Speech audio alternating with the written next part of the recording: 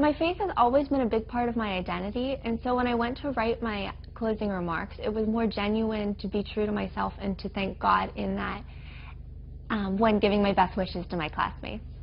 All right, hello, and welcome to A Spirited Debate. I'm Lauren Green. That was a Pennsylvania high school senior who is being forbidden from using any kind of Christian religious words in her graduation speech. That was Moriah Bridges, who was told by her Beaver High School principal that her prayer would not be allowed at her public school and that it would be a violation of federal law. And this kind of conflict over student-led prayer is popping up more and more at graduations and school sports events. Should public school students keep their religious identity to themselves? Here to discuss, Ellen Ratner, Bureau Chief for Talk Media News and a Fox News contributor, and Dr. Robert Jeffress is a senior pastor of First Baptist Dallas and also a Fox News contributor. Welcome to you both. Thank you so much, Lauren. Okay, Ellen, I want to give you the first crack at this. What is your reaction to the school's restrictions, and do you think that it's true, it's a true interpretation of the law? Well, first of all, it is not against the law, nor should she keep her religion to herself. However, when you are chosen to give a closing speech or whatever, a graduation speech, it is, in fact, you're my taxpayer, are paying for that public school.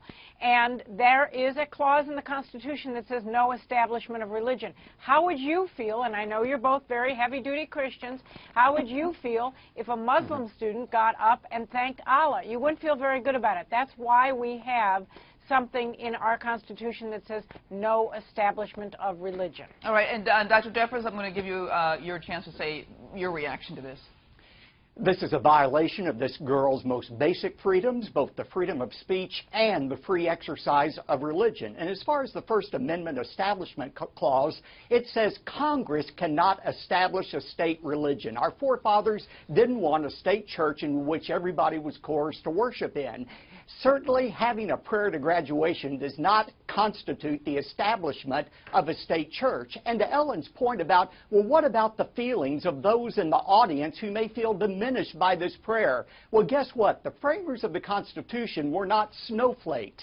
They really didn't care about protecting people's feelings. They cared about protecting people's freedoms, and the two most basic freedoms are the freedom of speech and the free exercise of religion. Now, I want to give you a look at the prayer that Moriah Bridges was going to give, because this is what she was going to say. She said, make us selfless, make us just, make us successful people, but more than that, make us good people. She also said, Lord, surround us with grace and favor everywhere we go. Soften our hearts to teach us love and compassion, to show mercy and grace to others the way that you showed mercy and grace to us, even to ultimate sacrifice. Help us love our brothers and our sisters deeply. Lead us to bless them. So, Ellen, what is offensive about this prayer? Well, what is offensive about it is that she's asking God to do this rather than just re-editing it so that she could say it meaning everything. In other words, help us to be kind to other people, etc. All she needed to say is be kind to other people.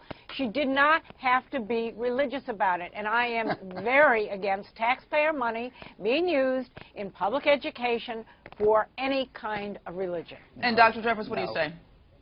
Well, what I say is, look, I've opened up Congress with prayer. Congress opens its every session with prayer. There is nothing wrong with that and everything right with that. And by the way, to Ellen's point, if it were a Muslim student praying in the name of Allah or a Buddhist student praying in the name of the great Buddha, that would be absolutely fine with me. I believe in the free exercise of religion, freedom of speech with no restrictions. Okay, Ellen, the problem is that, you know, a person would say, you know, there really is no neutral position when it comes to religion. So when you say there's no religious talk in a prayer or a public event, aren't you by default creating secular humanism as the public religion?